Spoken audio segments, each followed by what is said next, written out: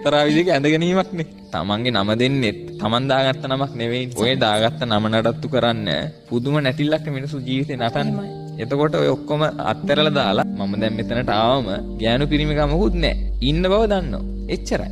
මම ඔය ළඟදී ප්‍රෝග්‍රෑම් එකක් කරනවා දැක්කා. කැමරා කාල්ලලා මයික් එක ගල්ලා යන පාරේ ඉන්න මිනිස්සුකින් අහනවනේ එක ප්‍රශ්න.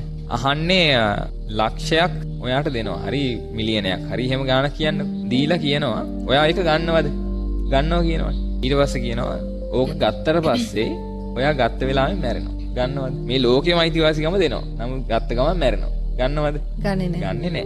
ඒ කියන්නේ මේ ලෝකයේ අයිතිවාසිකමටත් වැඩිය ඩොලර් මිලියනයක්, බිලියනයක්, ට්‍රිලියනයකටත් වැඩිය මේ ජීවිතේ වටිනවා කියන එක තේරෙන්නේ නැද්ද? ඉතින් මේ ජීවත් වෙලා ඉන්නවා කියන එකට Tamanට සතුටු වෙන්න පුළුවන් නම් මම දැන් මෙතන ක්ලාන්ත වෙලා නැහැ. සිහි මුර්ජා වෙලා නැහැ. මැරිලා නැහැ. මේ ඉන්න එක මොන දේ තිබ්බත් මොන දේ නැතත් මේ ඉන්නවා කියලා දන්න එක. ඒකට මිනිස්සෙක්ට සතුටු වෙන්න පුළුවන් නම් එයින් එහා දෙයක් ලෝකේ නැහැ කියලා තමයි කියන්නේ.